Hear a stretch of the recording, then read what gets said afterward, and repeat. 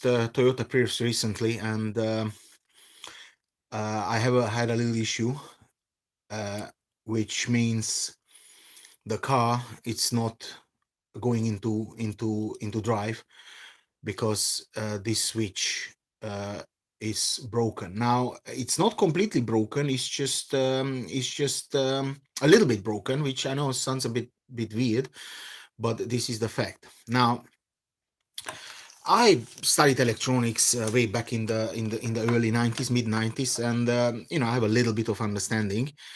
Not too much, but it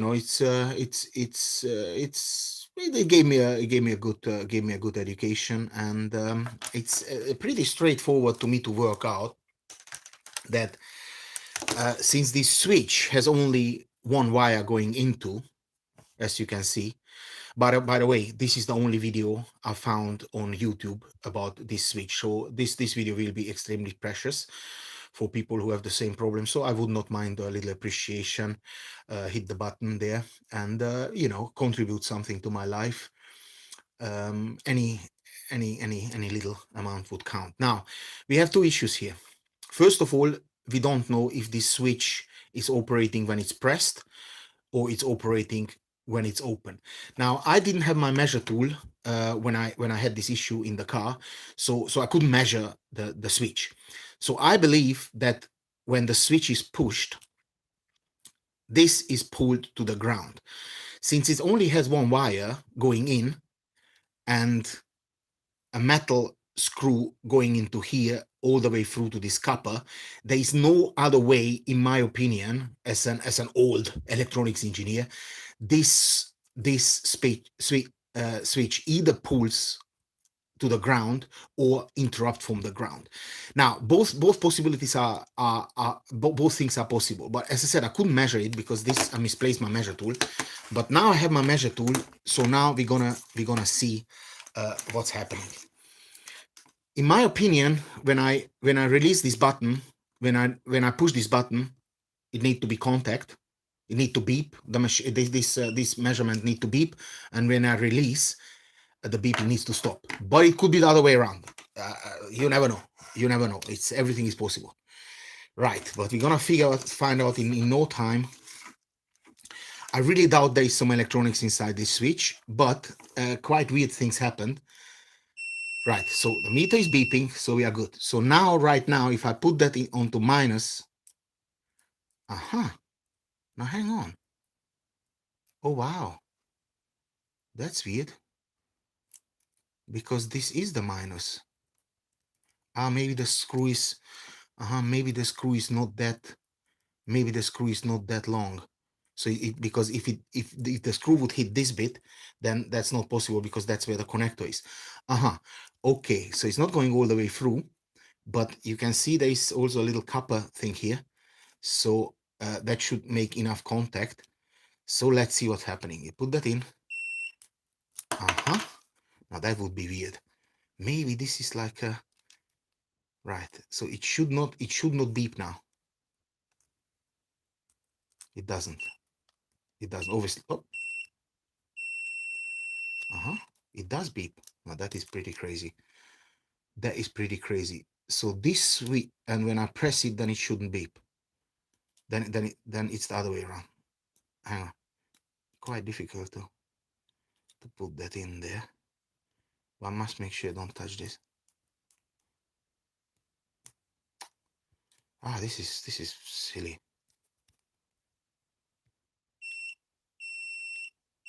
Right. Okay. Now, when it's pressed, it interrupts. When it's open, then it's the line. Now, this is the problem, guys. You see, no, not a problem, but this is the situation. So when it's pressed, there is no contact. When it's open, then there's a contact. It should be the other way around. Normally, when you press the button, then it makes the contact. But this is the other way around. This is the other way around. Yeah. When you press it, it makes the contact. Now, but this is the weird thing, guys. I tried to take this wire, which was in here. and pull it on ground, right? So to bypass the switch, but it didn't work. It just did not work. The car still remained in park. The brake, the handbrake light was on, and I could not start the car up. Now, how the hell is this possible, right? How the hell is this possible that if I pull that on ground, that wire, the handbrake light is still on, because this switch doing nothing else. So when this is pressed, then there is no contact. So when the handbrake is pressed on the car, this is pressed. That I figured out. So when you push the handbrake in, when the handbrake is released, when the handbrake is released in the car, this is pressed. So that means there is no contact. There is no contact. When you push the handbrake, then it releases. So then it's contact. So basically, this is now, let's say in this scenario, when this is open, then the handbrake is pressed. And of course, it sends the computer the message. Let me just do it again. It sends the computer the message that the handbrake is on. You see? Now you press the button. You press the button. You release the handbrake, and then it's all good. But when the handbrake is pressed, this switch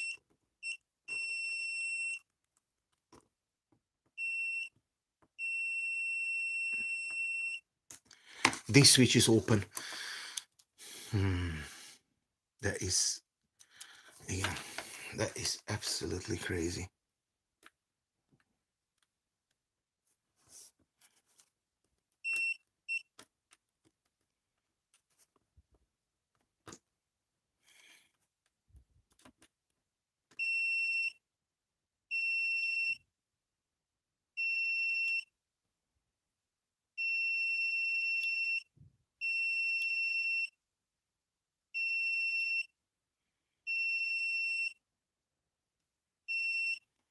Yeah, you can't see that I'm pressing, but let me just set it out differently so that you can see that I'm actually pressing it.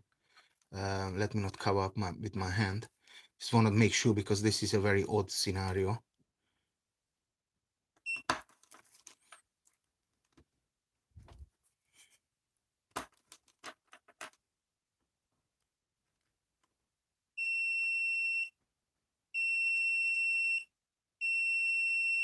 Yeah, so pressed, there is no contact, and released,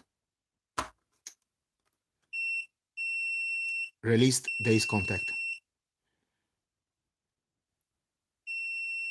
So pressed,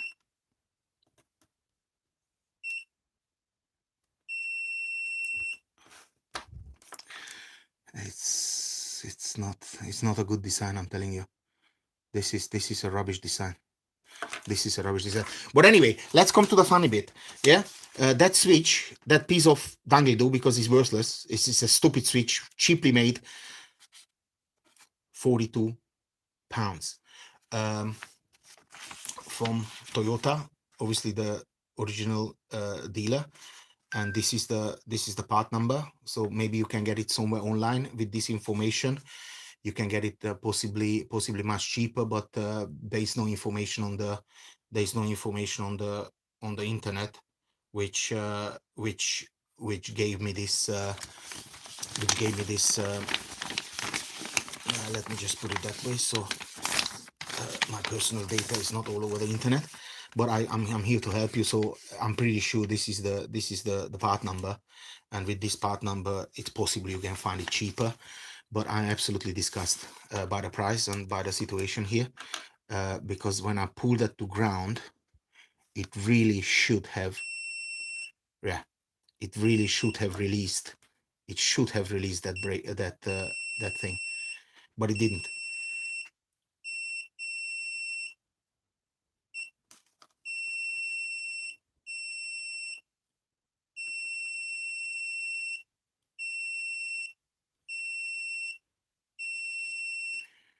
Right.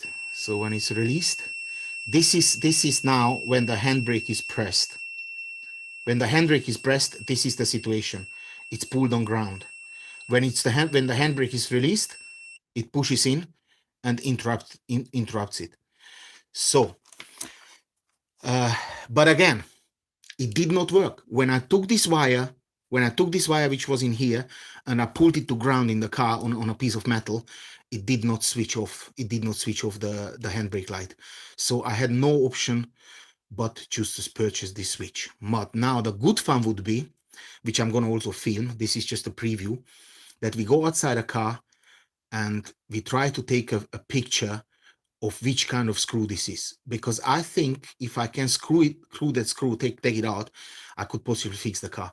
Otherwise I have to take it to the mechanic. But I'm very, very disappointed with this switch. But before we go anywhere, if it happens to you, and you can't move the car, this is the solution I found, which made the car work, which made the switch work, but unfortunately only temporary. And let me, since you stayed now with me over 20 minutes, over 10 minutes, let me just show you what I've done. Right, just wait till I bring the stuff in.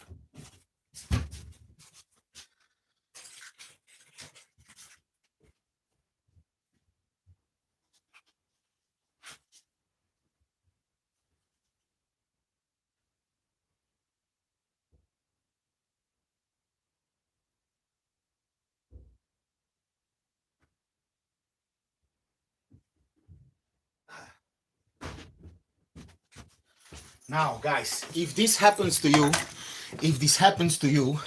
and you can't get the car moving, and it's somewhere where maybe in front of your house or somewhere where it doesn't really matter, and you have maybe a day or half a day time, this is what I had. EC90 dust drying contact cleaner, and how I did it when the switch is inside the car. You push the parking brake, then it releases this. You have to push the parking brake as hard as you can. That switch will be released. This will be released, and then you put that hose onto here, right, and give it plenty. I don't want to do it because this is a brand new switch, so I don't want to do anything with it. And after I did that and pushed in with this EC90, it released the switch. So the car worked for another couple of days, and then thereafter I had the same problem. So I got stranded at 9 o'clock in the morning in the dark alleyway. I had that on me. I gave it plenty, and it released this again. But either this is not a very good quality switch, or after 13 years it said thank you very much, I had enough. But either way, now we're gonna go outside and we're going to investigate and see if we can find which type of screw this is, because if I can unscrew the switch is more or less like this. So in the car, so the braking pedal, if this is pushed, the braking pedal is released. If this is released, the braking pedal is pushed. This is the scenario. So we established when I press it, there is no contact, and when I release it, there is contact. So you can work the logic out for yourself. And if I find the type of screw, I might be able to unscrew this, pull this switch out, and fix it myself. If not, I have to take it to the mechanic. But I am going to definitely give it a go, and that will be another video, because there is no video from the Toyota Prius Generation 2 about that switch. So maybe it never happened to anybody, or nobody bothered to put in a video, but the master of random. Now, thank you very much for watching, and for this video, I would have easily paid the £20 the other day, but unfortunately I had to experience everything on my own budget. So if you are happy to spare me some money, some donation, just press the button on YouTube and just send me a little present. I also have PayPal. I'm very happy to send you the address. So I really would appreciate every little helps, and I just feel appreciated. Thank you very much. Doggies for tuning into my channel. Like, share, comment, and of course, Arawa. Right.